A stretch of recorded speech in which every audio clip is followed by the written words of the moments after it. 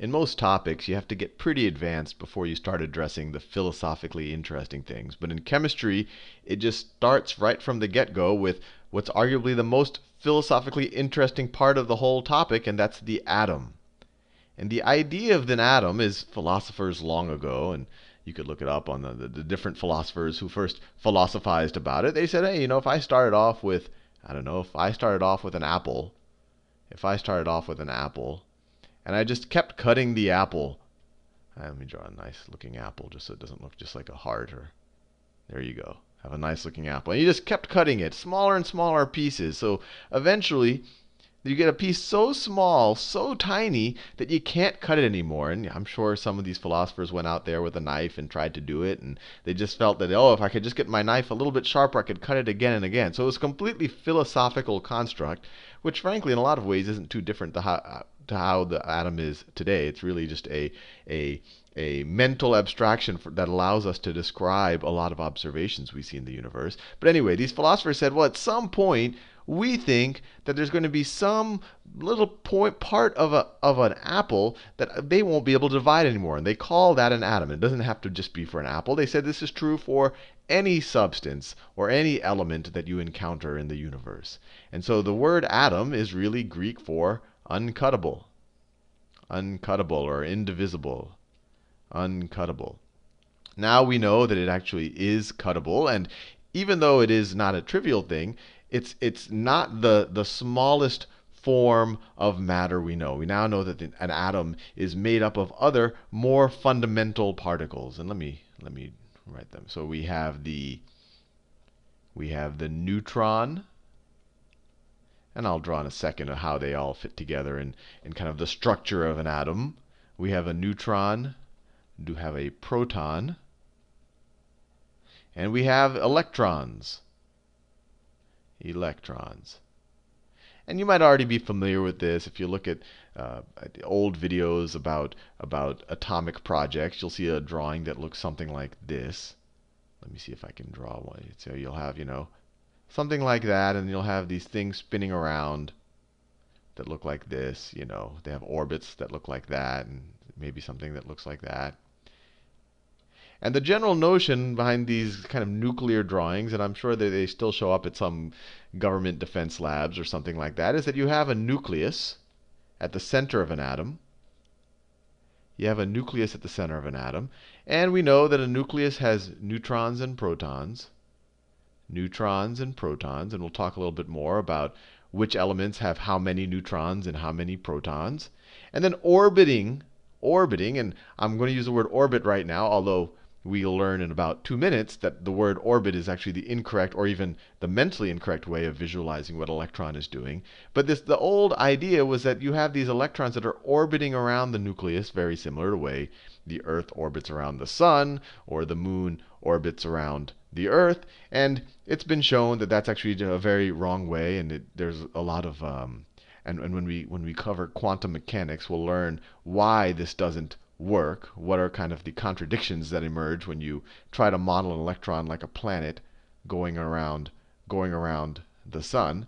But this was kind of the original idea, and frankly, I think this is kind of the idea that is the most mainstream way of viewing an atom. Now, I said an atom is philosophically interesting. Why is it philosophically interesting? Because what we now view as the accepted way of viewing an atom really starts to blur the line between kind of our physical reality and everything in the world is just information. There really isn't any such thing as true matter or true particles as the way we define them in our everyday life. For me, a particle, it's like a grain of sand. I can pick it up, touch it. While a wave, that could be like a sound wave. It could be this change in energy over time. But we'll learn, especially when we do quantum mechanics, that it all gets jumbled up as we start approaching the scales or the size of an atom. But anyway, I said this was an incorrect way of viewing it. What's the correct way? So it turns out, let's see, this is a picture. Not a picture, really. This is also a depiction. So it's an interesting question what I just said. how can you have a picture of an atom? Because it actually turns out that most wavelengths of light especially the visible wavelengths of light, are much larger than the size of an atom. So it's not like something you can even, everything else we quote unquote observe in life, it's by reflected light. But all of a sudden, when you're dealing with an atom, reflective light is you could almost view it as too big or too blunt of an instrument with which to observe an atom. Anyway, this is a depiction of a helium atom. A helium atom. A helium atom has 2 protons and 2 neutrons, or at least this helium atom has 2 protons and 2 neutrons. And the way they depict it here in the nucleus, right there, maybe these are the two. I'm assuming they're using red for proton and purple for neutron. Purple seems like more of a neutral color. And they're sitting at the center of this atom. And then this whole haze around there, those are the 2 electrons that helium has, or that at least this helium atom has. Maybe it could, gain or lose an electron. But these are the 2 electrons. And you say, hey, Sal, that doesn't make, how can 2 electrons be this blur that's kind of smeared around this atom? And that's where it gets philosophically interesting. So you cannot describe an electron's path around a nucleus with the kind of traditional orbit idea that we've encountered when we look at planets, or if we just imagine things at kind of a larger scale. It turns out that an electron, you cannot know exactly its momentum and location at any given point in time. All you can know is a probability distribution on where it is likely to be. And the way they depicted this, black is a higher probability. So you're much more likely to find the electron here than you are here. But the electron really could be anywhere. It could even be here, even though it's completely white there, but with some very, very, very, very, very low probability. And so this function of where an electron is, this is called an orbital. Orbital, not to be confused with orbit. Orbital. Orbital. Remember, an orbit was something like this. It's like the Venus going around the sun. So it's very physically easy for us to imagine. While an orbital is actually a mathematical probability function that tells us where we're likely to find an electron. And we'll deal with a lot more of that when we cover quantum mechanics, but that's not going to be in the scope of this kind of introductory set of chemistry lectures. But it's interesting, right? An electron its behavior is so bizarre at that scale that you can't, to call it a particle is almost misleading. It is called a particle, but it's not a particle in the sense that we're used to in our everyday life. It's this thing that you can't even say exactly where it is. It can be anywhere in this haze, and we'll learn later that there are different shapes of the hazes as we add more and more electrons to an atom. But to me, that's, it starts to address kind of philosophical issues of what matter even is, or, do the things we look at, how real are they, or how real are they at least as we've defined reality. Anyway, I don't want to get too philosophical on you. But the whole notion of electrons, protons, they're all kind of predicated on this notion of charge. And we've talked about it before when we learned about Coulomb's law, and you could review Coulomb's law's videos in the physics playlist. But the idea is that an electron has a negative charge. A proton, sometimes written like that, has a positive charge, and a neutron has no charge. And so that's what was tempting about the original model of an electron, is that they say, okay, if this thing has positive charges, right? Because let's say this is 2 neutrons and 2 protons. Let's say it's the helium atom. Then we'll have some positive charges here. We have some negative charges out here. Opposite charges attract. And so, if these things had some I guess you could call some velocity, they would enough velocity, they would orbit around this. It's just the way a planet will orbit around the sun. But now we learn, even though this is kind of partially true, that the further away an electron is from the nucleus, it does have more, I guess you could, it's true, potential energy, in that it will want to move towards the nucleus, but because of all of these, the mechanics at the quantum level, it won't just do something simple like move in a path like that, like a comet would do around the sun. It actually has this kind of wave-like behavior where it just has this probability function that describes it. But the kind of the further away an orbital, it does have more potential. And we're going to go a lot more into that in future videos. But anyway, how do you recognize what an element is? I've talked a lot about the philosophy and all of that, but how do I know that this is helium? Is it by the number of neutrons it has? Is it by the number of protons it has? Is it by the number of electrons? Well, the answer is it's by the number of protons. So if you know the number of protons in an element, you know what that element is. And the number of protons, this is defined as the atomic number. Atomic number. Now, so how do you, let's say I said something has 4 protons. 4 protons. How do we know what it is? Well, we could, if we haven't memorized it, we could look it up on the periodic table of elements, which we'll be dealing with a lot in this playlist. And you'd say, oh, 4 protons, that is beryllium. Right there. And the atomic number is the number that you see up there, and that's literally the number of protons. And that is the single most that is what differentiates one atom from another. If you have 15 protons, you're dealing with phosphorus. Now all of a sudden, if you have 7, let's say you have 7 protons, you're dealing with nitrogen. If you have 8, you're dealing with oxygen. That is what defines the element. Now, we'll talk in the future about what happens with charge and all of that, or what happens when you gain or lose electrons. But that does not change what element you're dealing with. And likewise, when you change the number of neutrons, that also does not change the element you're dealing with. But that leads to an obvious question of, well, how many neutrons and electrons do you have? Well, if a atom is atomically neutral, or is charge neutral, that means it has the same number of electrons. And so let's say that I have a carbon. Let's say let's say carbon. Its atomic number is 6, and let's say its mass number is 12. Now, what does this mean? So let me say further that this is a neutral particle. This is a neutral atom. So the atomic number for carbon is 6. That tells us exactly how many protons it has. So if I were to draw a little model here, and this is in no way an accurate model, I would draw 6, 2, 3, 4, 5, 6 protons in the center. Now, and the weight of these protons, each proton is 1 atomic mass unit, and we'll talk more about that, how that relates to kilograms. It's a very small fraction of kilogram, roughly I think it's like 1.6 times 10 to the minus 27th of a kilogram. So let's say each of these, let me write that. Each of these are 1 atomic mass unit, and that's approximately equal to, I think, 1.67 times 10 to the minus 27 kilograms. This is a very small number. It's actually it's almost impossible to visualize. At least it is for me.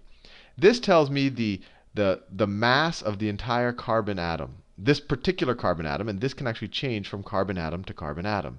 And this is essentially the mass of all of the protons plus all of the neutrons. And each proton has an atomic mass of 1 in atomic mass units. And each neutron has an atomic mass of 1 atomic mass unit. So this is really the number of protons plus the number of neutrons. So in this case, we have 6 protons, so we must also have 6 neutrons. 6 neutrons plus 6 protons. Now, where are the electrons? Well, I said it's neutral. So the proton has an equal positive charge as the electron's negative charge. So this is a neutral atom, and it has 6 protons, so it also has 6 electrons. So let me draw that. So we said it has 6 neutrons in here. 1, 2, 3, 4, 5, 6. So that's the nucleus right there. And then if we were to draw the electrons, well, I could draw just from here, but if we want to kind of visualize a little better, we could say, okay, there's going to be 6 electrons orbiting here. 1, 2, 3, 4, 5, 6. And they're going to be moving around in this unpredictable way that we would have to describe with a probability function. And so and the interesting thing about it is most of the mass of an atom is sitting right in here. I mean, you might notice that when people care about the mass when they care about kind of the atomic mass number of an atom, they ignore the electrons, and that's because the mass of a proton, one proton, mass-wise, is equal to 1,836 electrons.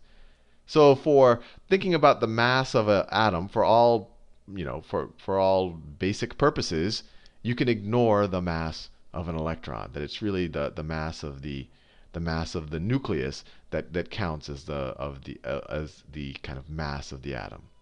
Now, you might see this periodic table here, and you say, okay, they gave us the atomic number up there.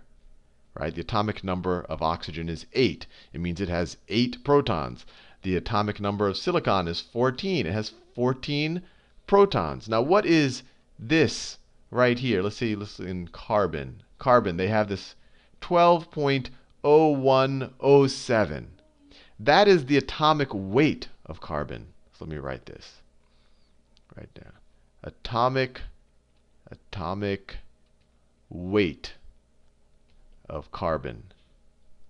And the atomic weight of carbon is 12.0107. Now, what does that mean? Does that mean that, carbon has 6 protons? 6 protons, and then the remaining 6.0107 neutrons, it has kind of this fraction of a neutron? No, it means if you were to average all of the different carbon versions of carbon you find on the planet, and you were to average the number of neutrons based on the kind of the quantity of the different types of carbon, this is the average you would get. So it turns out that carbon, the two major forms, the main one you'll find is carbon 12. So that's like this. So that has 6 protons and 6 neutrons. And then another isotope of carbon.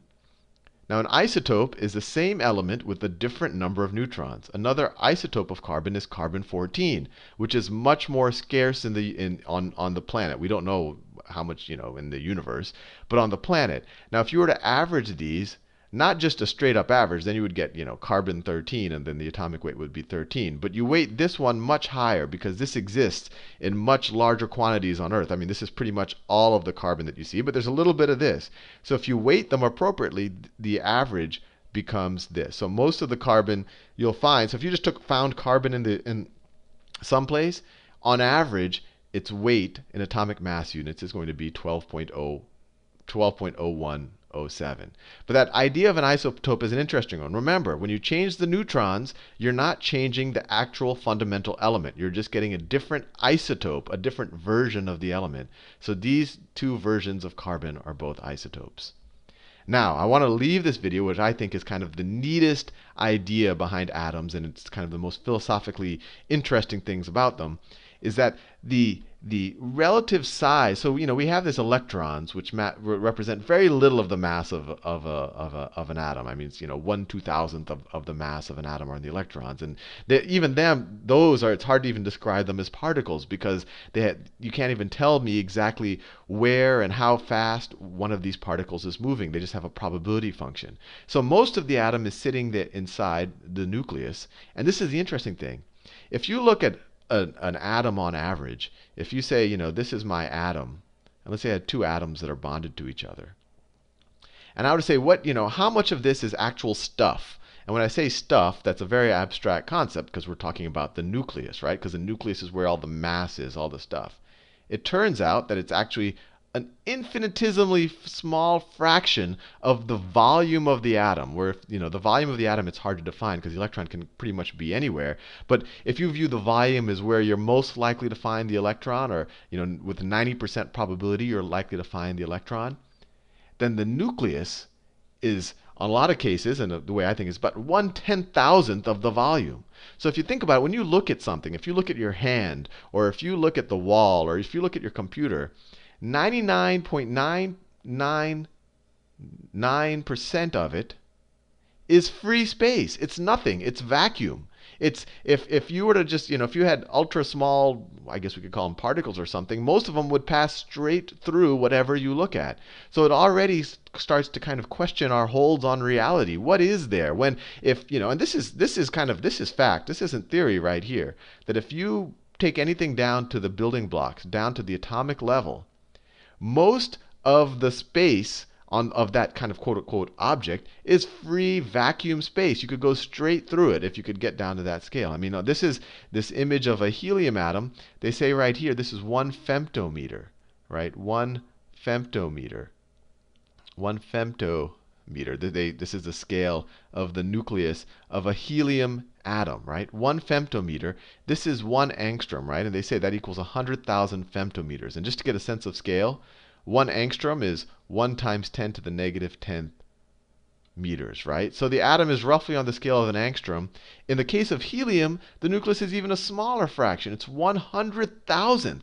So if you had, let's say you had liquid helium, which you'd have to get very cold to get. If you're looking at that, most of it is free space. If you're looking at an iron bar, the great majority of it is free space. And we're not even talking about what's, maybe there's some free space inside the nucleus that we could talk about in the future. But to me, that just blows my mind that most things we look at are not really solid. They're really just empty space, but they look solid because of the way light reflects on them or the forces that repel us. But there really isn't kind of something to touch there. That most of this right here is all free space. I think I've said the word free space now, and I think I'll leave further mind-blowing to the next video.